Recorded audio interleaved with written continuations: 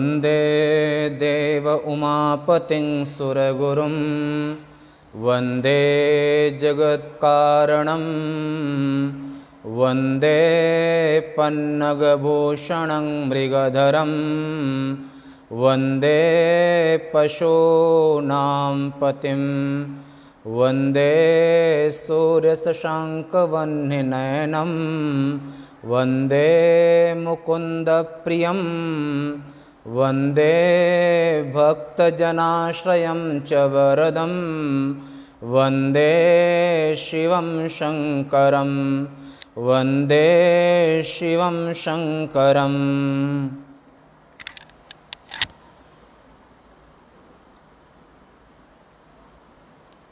आज 14/6/2021 में पूर्व छूटा हुआ प्रसंग शिव पुराण का वो आज लेते हैं और फिर आगे से शिव महापुराण के रुद्र संहिता के कुमार खंड का प्रसंग आरंभ होगा। आज ये पूरा होगा, 2 अध्याय बचे हुए ना।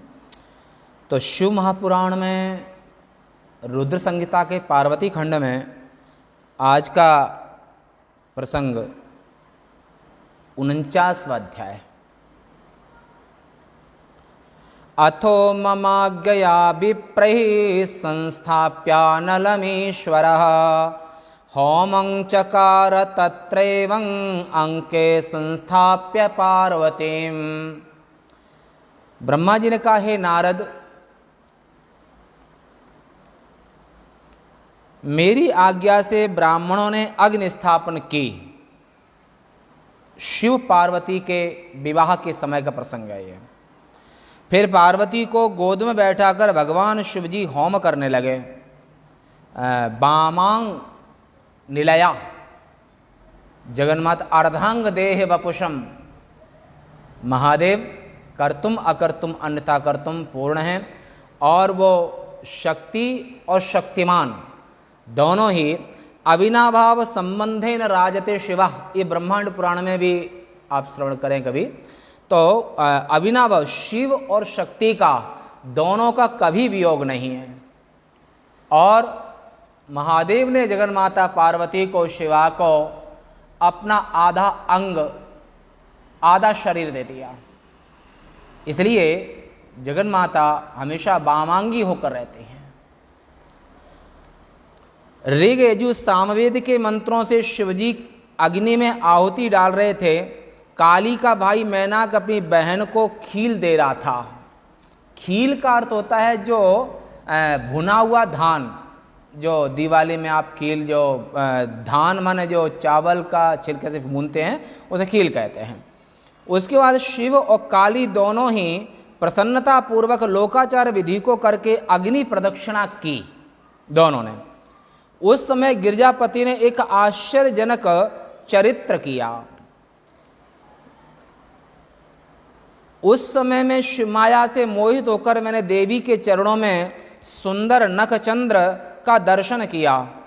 देवऋषि, उसे देखने मात्र से मैं, ब्रह्मा जी कहते हैं अपनी स्थिति, ब्रह्मा जी उनके चरणों के नख को देखने मात्र से मैं, यानी कि ब्रह्मा जी काम पीड़ा से व्याकुल हो गए। काम पीड़ित होकर बार बार ब्रह्मा जी उसके अंगों की ओर देखने लगे। उसे देखने से तेज उनका नीचे जमीन पर गिर गया ब्रह्मा जी का। ब्रह्मा वीर के गिरने से लज्जित हुआ और पैरों से उसे छिपाकर रखा उनने। यह जानकर शिवजी अत्यंत क्रुद्ध हुए। और ब्रह्मा जी कहते हैं कि मुझे काम मोहित ब्रह्मा को वे मारने के लिए तैयार हुए। उस समय वहाँ सब जगह महान हाहाकार मच गया। सभी लोग कांपने लगे। विष्णु भी भयभीत हुए। तब विष्णु आदि देवता उस शिवजी की स्तुति करने लगे। उस समय मारने के लिए उत्पन्न उनका क्रोध जलते हुए तेज जैसा लग रहा था, अग्नि जैसा महादेव का। जो ब्रह्मा जी का बड़ा भारी अपराध हो गया कि जगन माता शिवा पार्वती को देख करके वे काम मोहित हो गए। और इस अपराध को याद करके कि शिव उनके जनक पिता भी हैं और ब्रह्मा जी को प्रथम जीव भी कहते हैं। बड़े क्रोधित हुए और महादेव को बहुत क्रोध आया। देवताओं ने महादेव की हाथ जोड़कर, विष्णु आदि देवताओं ने बड़ी स्तुति की।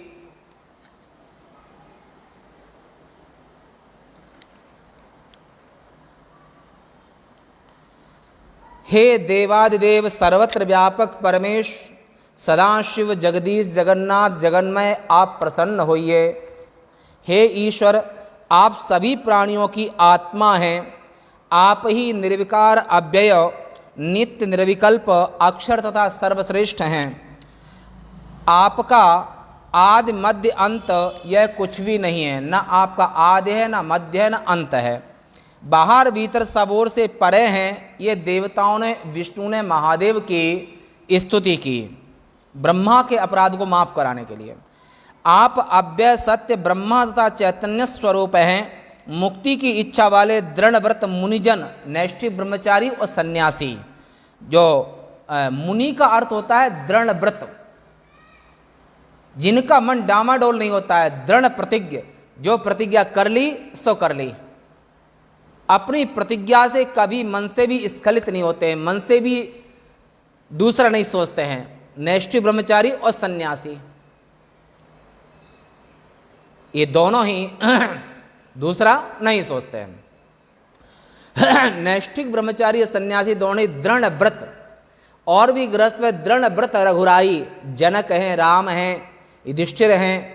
गृहस्थ आश्रम में भी भगवान के जो अनन्य भक्त हैं, उनका असाधारण लक्षण होता है कि वो दृढ़ प्रतिज्ञ होते हैं, भीष्मादिक, कभी असत्य नहीं। और जो प्रतिज्ञा कर ली उसको कभी छोड़ते ही नहीं है, क्योंकि सत्य से बड़ा कोई धर्म नहीं है। सत्य ही परम धर्म है, नहीं सत्यात परो धर्म, सत्य से बड़ा कोई धर्म नहीं है। हे महादेव, आप और जो मुक्ति की इच्छा रखने वाले साधक, नैष्ठिक ब्रह्मचारी सन्यासी जो मुक्त होना चाहते हैं, उनका वो दृढ़ प्रतिज्ञ होते हैं, सत्य प्रतिज्ञ होते हैं। वो अपने दिए वचन को वो कभी भी असत्य नहीं बोलते हैं, कभी भी असत्य नहीं बोलते हैं। और अगर जो असत्य बोलते हैं, दृढ़ व्रत पालन नहीं करते हैं, तो वो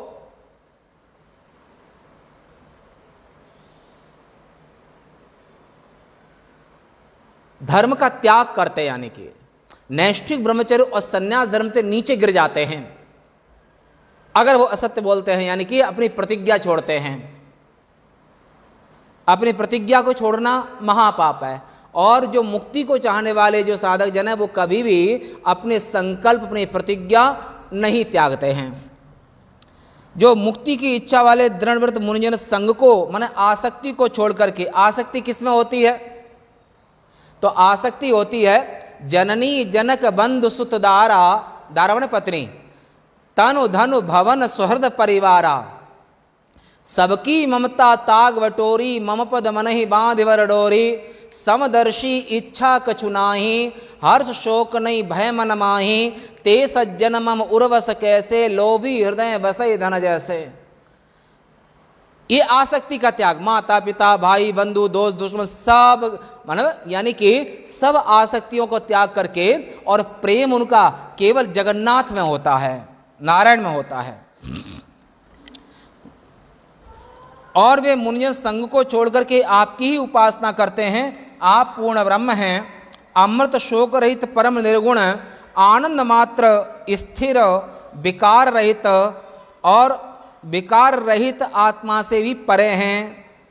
अंतःकरण उपहित जो आत्मा है वो जीव आत्मा है, और अंतःकरण से रहित जो आत्म चैतन्य है वो ब्रह्म स्वरूप कूटस्थ आत्मा है। जो अंतःकरण से जीवात्मा है उससे भी पर आप ही संसार की उत्पत्ति पालन संहार के कारण हैं। आप निरपेक्ष हैं, आपसे सभी अपेक्षा रखते हैं, परमात्मा से सभी अपेक्षा रखते हैं, पर परमात्मा किसी से कभी कोई अपेक्षा नहीं रखते हैं।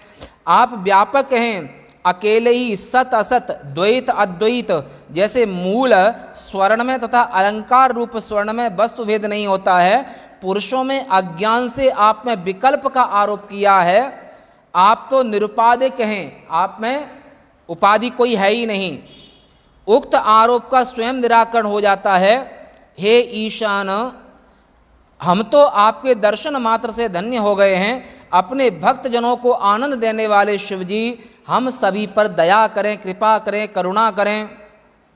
आप ही आदि हैं, आप ही अनादि हैं, आप प्रकृति से परे हैं, आप ही विश्वेश्वर जगन्नाथ निर्विकार पर से भी परे हैं। हे नाथ,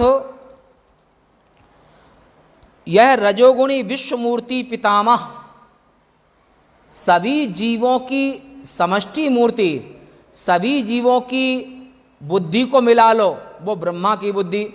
सभी जीवों, अनंत जीवों के मन को एक जगह कर लो, वो ब्रह्मा का मन। समष्टि सभी जीवों के इंद्रियों को एक कर लो, वो इन विराट की इंद्रियां। ऐसे समष्टि जीवों का जो समष्टि रूप है वो ब्रह्मा जी हैं। हे महेशान सर्वव्यापक परमेश्वर, हे बुष्य मूर्ति, हे महेश्वर व्यक्त महतत्व, आप ही कृपा से सत्व गुण से पुरुषोत्तम विष्णु हैं, रजोगुण से ब्रह्मा हैं, कालाग्नि रुद्र तमोगुण से उत्पन्न हुए हैं जिनको महाकाल कहते हैं, वे उनके अधिष्ठाता देव हैं, स्वामी हैं। वो तमोगुण रूप नहीं है, वो तमोगुण पर भी शासन करने वाले हैं। कालकूट विष को कोई नहीं पी सकता है, पर कालकूट विष से भी जिनका कोई नुकसान न हो उन्हें महाकाल कहते हैं। जो प्रलय के देवता हैं, तो तमोगुण स्वरूप नहीं है, बस तमोगुण जिनके अधीन है, तीनों गुण से परे, तीनों गुणों का प्रभाव जिनमें नहीं हो सकता है। व्यक्त महातत्व, पंच महाभूत, तन्मात्राएं, सभी इंद्रियों से, ये सब आप ही में स्थित हैं। हे महादेव, हे देवादिदेव, परेशान करुणाकर शंकर देव देवेश पुरुषोत्तम, आप अब आप हम सब देवताओं पर अनुग्रह करें, हम सब देवताओं के ऊपर कृपा करें। हे व्यापक विभु, सातों समुद्र आपके वस्त्र हैं। हे महाकाल, हे महारुद्र, हे प्रलय के देव, ये जो सातों समुद्र हैं ये सब आपके वस्त्र हैं। दसों दिशाएं भुजाएं हैं। द्युलोक शिर है, ब्रह्मलोक द्युलोक शिर है, आकाश आपकी नाभि है, और वायु नासिका है। जो समष्टि वायु है ये नासिका है। हे प्रभो, अग्नि, सूर्य, चंद्रमा, ये आपके नेत्र हैं तीनों। मेघमंडल केश है, नक्षत्र तारे आदि आपके आभूषण हैं। हे विभु परमेश्वर, हे देवदेव, हम आपकी कैसे स्तुति करें। आप मन तथा वाणी से परे हैं। आप पंचमुख हैं, विकट वेश मुख पंच पुरारी, विष्णुचार्य भुज विधि मुखचारी, विकट वेश मुख पंच पुरारी। हे महाकाल, आप 5 मुख वाले हैं, 10 भुजाओं वाले हैं। अग्नि आपका मुख है, सूर्य चंद्रमा आपके नेत्र हैं, और जो बादल हैं ये आपके बाल हैं। हे विराट स्वरूप पुरुष, आप मन तथा वाणी से परे हैं। आप पंचमुख रुद्र हैं और 50 करोड़ मूर्तियों वाले हैं। तीनों लोकों के आप स्वामी हैं, सर्वश्रेष्ठ तथा विद्या तत्व के अधिपति हैं। ईश्वरा सर्वविद्यानाम, रुद्राष्टाध्यायी के लास्ट में। हे महादेव, संपूर्ण विद्याओं के आप दाता हैं। संपूर्ण विद्याएं आपका आश्रय लेके स्थित रहती हैं, और आप संपूर्ण विद्याओं के दाता हैं। जितनी भी विद्याएं हैं, कलाएं हैं, आपको हम कोटि कोटि नमन करते हैं। आप वर्णनातीत हैं, नित्य हैं, विद्युत ज्वाला स्वरूप हैं। अग्निवर्ण के देवता शंकर के लिए हम सभी देव नमन करते हैं। करोड़ों बिजली के समान प्रकाशमान हैं आप। 8 मूर्तियों वाले सुंदर रूप को धारण कर इस लोक में विराजमान आप हैं, आपको नमस्कार है। ब्रह्मा जी ने कहा, हे नारद, माने विष्णु आदि देवताओं के द्वारा इन वचनों को सुनकर प्रसन्न भक्त वत्सल शिवजी ने शीघ्र ही मुझ ब्रह्मा को अभयदान दिया। उसके बाद विष्णु आदि सभी देवता मुनिजनों ने मंदहास करते हुए उत्सव मनाया। बार बार मसल देने से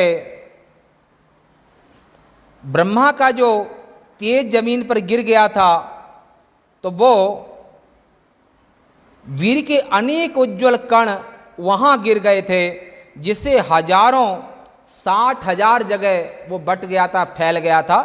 तो ऐसे 60,000 बाल खिल्य ऋषि प्रकट हुए ब्रह्मा के वीर से।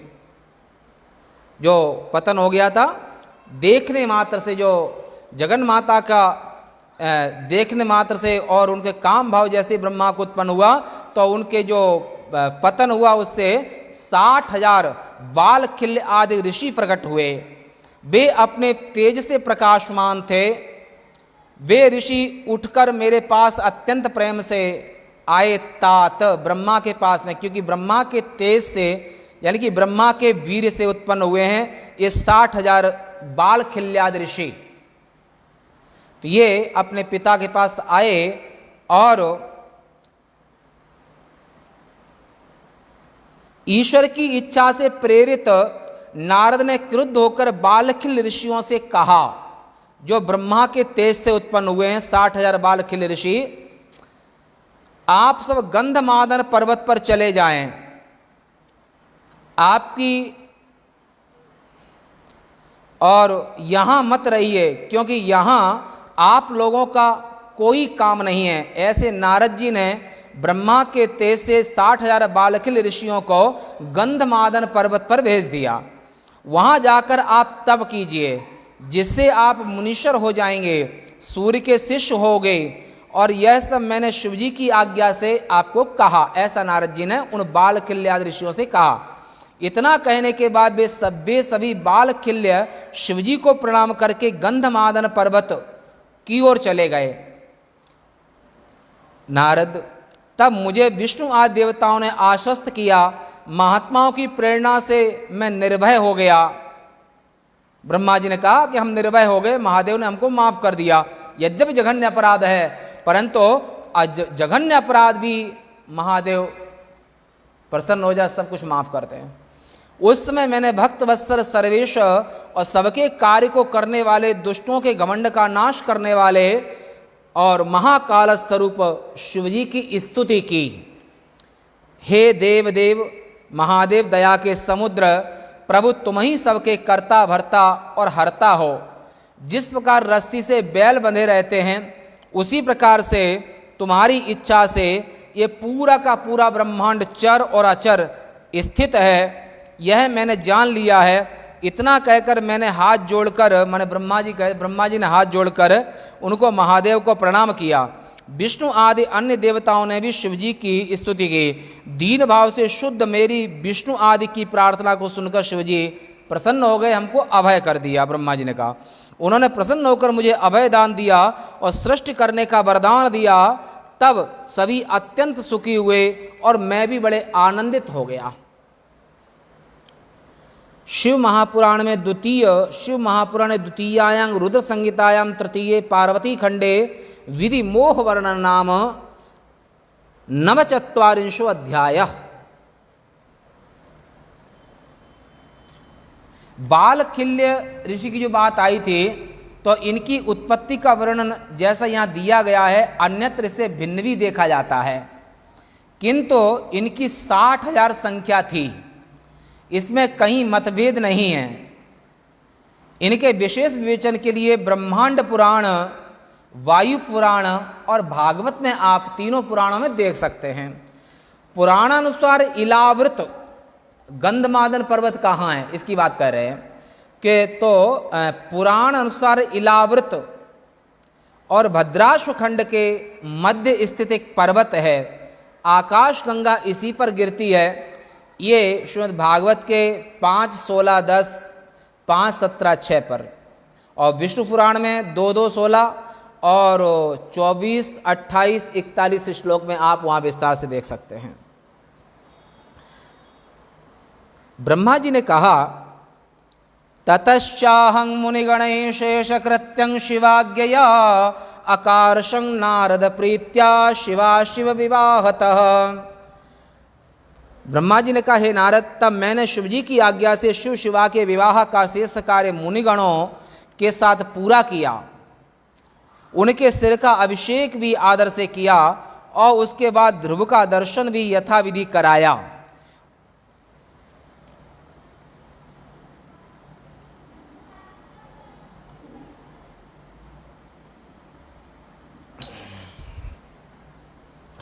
उसके बाद हृदय लंबन कर्म हुआ। उसके बाद स्वस्थ वाचन किया। ब्राह्मणों की आज्ञा से शिवजी ने शिवा की मांग में सिंदूर लगाया। जब शादी पाणिग्रहण में तो दूल्हा दुल्हन को सिंदूर मांग में राम सिय सिर सिंदूर दे, तो ये जो है ना महादेव ने माता पार्वती के सिर में सिंदूर लगाया। उस समय गिरिजा की अलौकिक शोभा हुई। फिर ब्राह्मणों के आदेशानुसार वे दोनों एक आसन पर विराजमान भक्तों के मन को आनंदित करने वाली शोभा को प्राप्त हुए। और जब भामर, कन्यादान और ये सब होने के बाद बर दुल्हिन बैठे एक आसन, तहां वशिष्ठ दीन अनुशासन।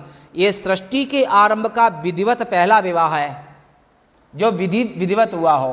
उसके बाद तो बहुत सारे विवाह शादियां हुई। तब अपने अपने आसनों पर बैठकर इन्होंने प्रसन्न होकर संस्रव प्राशन मेरी आज्ञा से किया। ब्रह्मा जी ने कहा, इस प्रकार विवाह संबंधी यज्ञ विधि के समाप्त हो जाने पर सृष्टिकर्ता ब्रह्मा को शिवजी ने पूर्ण पात्र दिया। शिवजी ने प्रसन्न होकर उन्होंने विवाह संपन्न कराया। इनमें उन्हें पूर्ण पात्र एक दिया। महादेव ने ब्रह्मा जी को पूर्ण पात्र जैसे कहते हैं। शिवजी ने विधि पूर्वक आचार्य को गोदान दिया। जो विवाह करा रहे थे उनको गाय का दान किया। मंगलदायक अनेक महादान प्रेम से दिए। फिर उन्होंने 100 स्वर्ण मुद्राएं ब्राह्मण को दी जो शामिल शादी में हुए थे। अनेक लोगों को करोड़ों रत्न विविध द्रव्य दिए। उसमें सभी देवता चर अचर सभी हृदय से अत्यंत प्रसन्न हुए। जय जय की ध्वनि होने लगी। जय हो जय हो। चारों ओर बहुत सी मंगल ध्वनियां होने लगीं। विविध प्रकार के बाजे बजने लगे। उनकी मनोहर ध्वनि से चारों ओर आनंद छा गया। ब्रह्मा जी कहते हैं कि मेरे साथ में विष्णु, देवता, मुनिगण सभी लोग हिमालय की आज्ञा लेकर अपने घर की ओर चल दिए। उस समय हिमालय के नगर में प्रसन्न हुई स्त्रियां शिव शिवा को लेकर कोहबर में गईं।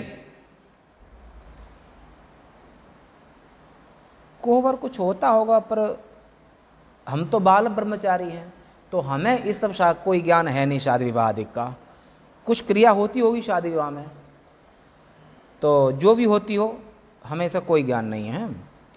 तो वहाँ पर कोहबर में गईं। वहाँ जाकर उन स्त्रियों ने आदर पूर्वक कुल देवता की पूजा की। चारों ओर आनंददायक उत्सव मनाया गया। फिर वे स्त्रियां शिव शिवा को लेकर के सुसज्जित घर में गईं। वहाँ उन्होंने प्रसन्नता से लोकाचार किया। उसके बाद गिरिराज के नगर की स्त्रियां मंगल कार्य से निवृत्त होकर के पास आकर वर वधू को घर पहुंचा दी। जय जयकार करके उन्होंने अंचल ग्रंथि खोली। अंचल ग्रंथि होती होगी कुछ, जो भी होती होगी, या फिर गांठ जो शादी के समय पर वर दुल्हन की बांधते हैं वो होगी। उस समय वे मुस्कुराती हुई, कटाक्ष करती हुई रोमांचित हो गईं। अपने अपने घर पहुंचकर वे सभी स्त्रियां मोहित हो गईं और शिवजी का ध्यान करती हुई अपने भाग्यों की प्रशंसा करने लगीं। अत्यंत सुंदर वेश वाले, सब प्रकार की सुंदरता से युक्त, कामिनियों के मन को मोहित करने वाले, यौवन से संपन्न, मंद हास्य, प्रसन्न मुख, कटाक्ष के कारण अधिक सुंदर रत्न जटित रेशमी वस्त्रों से सुशोभित उस समय शिव शिवा को देखने के लिए बड़े आदर के साथ 16 दिव्य स्त्रियां शीघ्र वहां पर आईं। जोड़े को आशीर्वाद देने के लिए देखने को आईं। कौन कौन सी हैं? सरस्वती, लक्ष्मी, सावित्री, गंगा, अदिति, इंद्राणी, लोपामुद्रा, अरुंधति, अहिल्या, तुलसी, स्वाहा, रोहिणी, वसुंधरा, संज्ञा और रति।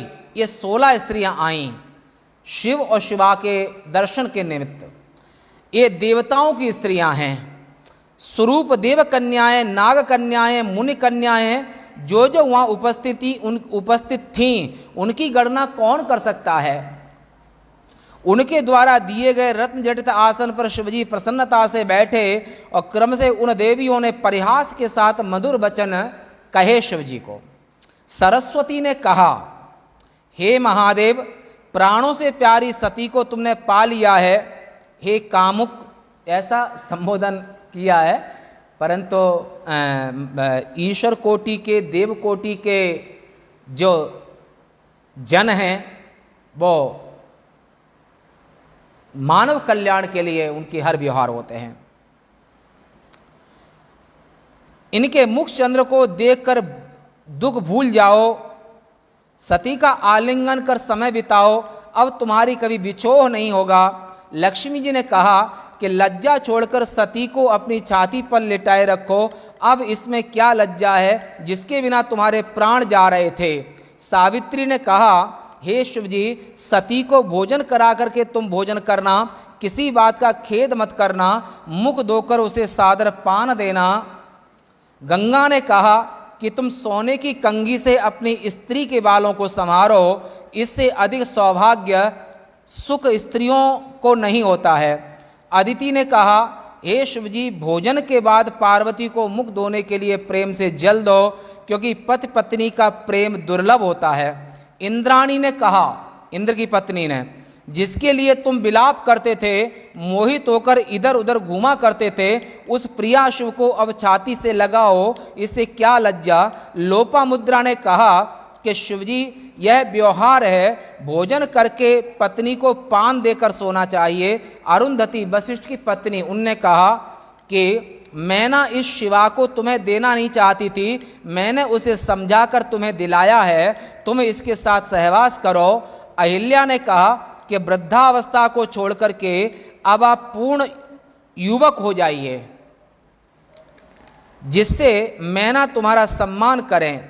तुलसी ने कहा, हे प्रभो महादेव, पहले आपने सती को छोड़ा, फिर कामदेव को जलाया, फिर बाद में वशिष्ठ को हिमालय के घर क्यों भेजा।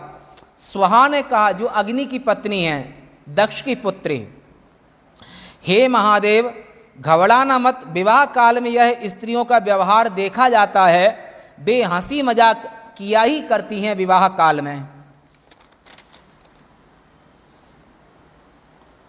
रोहिणी ने कहा, एक काम शास्त्र में कुशल, पार्वती की कामना को पूरी कीजिए, तुम कामिनी के काम सागर को स्वयं पार करो।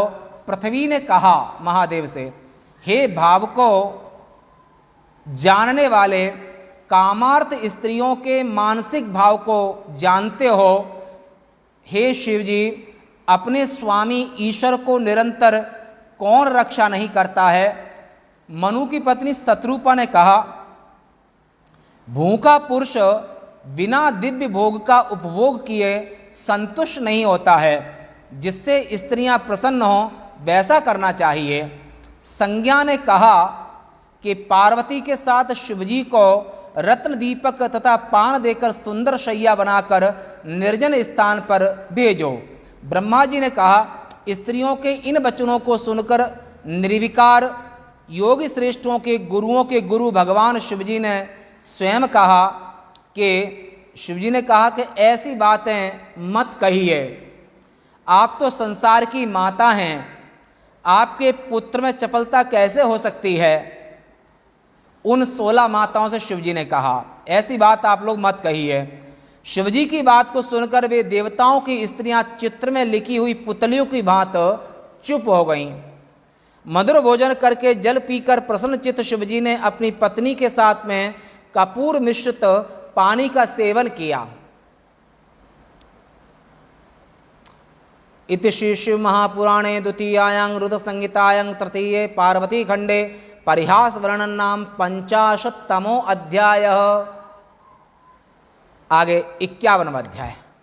ब्रह्मोवाच तस्मिन् अवसरे ज्ञात्वा अनुकूलं समयं रतेः सुप्रसन्ना च तं प्राह शंकरं दीनवत्सलम्। उस समय रति अनुकूल अवसर को जान करके, माने जिस काम रति के पति कामदेव को महादेव ने तृतीय आंख से जला दिया था, ऐसे रति ने उचित अवसर जान करके अपने पति के वियोग की पीड़ा से पीड़ित होकर के कामदेव की पत्नी रति ने महादेव के चरणों में नमन प्रणाम करके स्तुति करने लगी। हे महादेव, मेरे ऊपर कृपा करें, ऐसा रति ने कहा। उस रति अनुकूल अवसर को जानकर प्रसन्न चित्त से दीनों पर कृपा करने वाले शिवजी से कहने लगे। रति ने कहा, पार्वती को स्वीकार कर आपने अत्यंत दुर्लभ सौभाग्य को पाया है। व्यर्थ ही मेरे प्राणनाथ को भस्म कर दिया आपने। तो मन में काम का संचार होने से मेरे पति को पुनः जीवित कर मेरे वियोगजन्य संताप को दूर कर दीजिए प्रभो। हे ईश्वर, इस विवाहोत्सव में सभी लोग सुखी हैं। हे नाथ शिवजी, केवल मैं अपने पति के बिना दुखी हूँ। हे देव शिवजी, मेरे ऊपर प्रसन्न होकर मुझे सनाथ कीजिए। हे दीनबंधु शरणागत वत्सल, हे करुणा वरुणालय, हे अनाथों के नाथ प्रभो, अपने वचनों को सत्य कीजिए। इस चराचर रूप त्रिलोक में आपके बिना मेरे दुखों को दूर करने में कोई भी समर्थ नहीं है। यह जानकर दया कीजिए मेरे ऊपर, मुझ अबला पर दया कीजिए नाथ। सबको आनंद देने वाले उत्साहपूर्ण अपने विवाह में हे नाथ, हे दीनों पर दया करने वाले, मुझे प्रसन्न होने का अवसर दीजिए। मेरे पति के जीवित होने पर ही अपनी प्यारी पार्वती के साथ आपका विहार निसंदेह पूर्ण होगा। आप परमेश्वर हैं, आप सब कुछ करने में समर्थ हैं। हे सर्वेश, मैं अधिक क्या कहूँ, मेरे पति को शीघ्र जीवित कर दीजिए। इतना कहकर उसने कपड़े में बंधी काम की भस्म को आगे रख दिया। वह रति ने अपने पति को जल गया था तो उसकी अपने कपड़े में उसकी राख को बांध लिया था और रति अपने पति की शरीर जले उसको राख को साथ लेकर के आई और महादेव के सामने उसको रख दिया। शिवजी के सामने हा नाथ कहती हुई और रति बड़ा रुदन करने लगी महादेव के सामने। रति के रोने को सुनकर सरस्वती आदि सभी देवियां रोने लगी। दुखी होकर उन्होंने कहा, देवियों ने कहा, आपका नाम भक्त वत्सल है प्रभो महादेव, आप दीनबंधु दयानिधि और आपको नमस्कार है। काम को जीवित करके रति को प्रसन्न कर दीजिए। यह सुनकर करुणा सागर प्रभु शिवजी प्रसन्न हुए। उन्होंने शीघ्र कृपा दृष्टि की, अमृत दृष्टि की, अमृतमयी दृष्टि से उस राख पर अमृत दृष्टि की वर्षा की और शिवजी की अमृतमयी दृष्टि के पड़ने पर उस भस्म से उसी रूप, वेश, लक्षण, आत्मा तथा सौंदर्य युक्त कामदेव प्रकट होकर के खड़े हो गए। वही रूप, वही आकार, मंद हास्य युक्त हाथ में धनुष बाण लिए अपने पति को देखकर रति ने शिवजी को प्रणाम किया। अपने पति को पुनर्जन्म देने वाले शिवजी की उसने हाथ जोड़कर स्तुति की। वह सफल मनोरथ हो गई। स्त्री सहित कामदेव की स्थिति को सुनकर दयालु शिव अत्यंत प्रसन्न हुए। शिवजी ने कहा, हे स्वयं भव कामदेव, स्त्री सहित तुम्हारी स्तुति को सुनकर मैं प्रसन्न हूं। तुम वर मांगो, मैं तुम्हें इच्छित वस्तु देता हूं। इस प्रकार शिवजी की बात को सुनकर कामदेव ने आनंद मग्न होकर के हाथ जोड़ करके और गदगद वाणी से कहने लगा। कामदेव ने कहा, हे देवादिदेव, हे महादेव, हे दया के समुद्र प्रभो, यदि आप मेरे प्रति प्रसन्न हैं तो मुझे आनंदित कीजिए।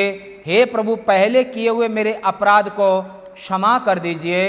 मुझे शिव भक्तों के पति, ओम पुनः सुनिए, मुझे शिव भक्तों के प्रति प्रेम तथा अपने चरणों की भक्ति दीजिए। उसने भक्ति का वरदान मांगा। कामदेव के इन वचनों को सुनकर हंसते हुए करुणानिधि शिवजी ने उसकी प्रार्थना को स्वीकार कर लिया। शिवजी ने कहा, हे बुद्धिमान काम, मैं तुम्हारे प्रति प्रसन्न हूँ, तुम भयभीत मत हो। तुम विष्णु भगवान के पास जाकर बाहर में खड़े हो जाओ। यह सुनकर सिर झुकाकर प्रणाम कर और महादेव की परिक्रमा कर और शिवजी की स्तुति करता हुआ कामदेव वहां जाकर के विष्णु आदि देवताओं को प्रणाम कर और बैठ गया। कामदेव से वार्तालाप करके देवताओं ने उसे शुभाशीष दी। विष्णु आदि देवताओं ने शिवजी का स्मरण कर उससे कहा, तुमको शिवजी ने जलाया, उन्होंने अपनी कृपा दृष्टि से जिलाया, जलाया भी जिलाया भी, भस्म भी किया और सृष्टि भी की। जलाया भी और जिलाया भी।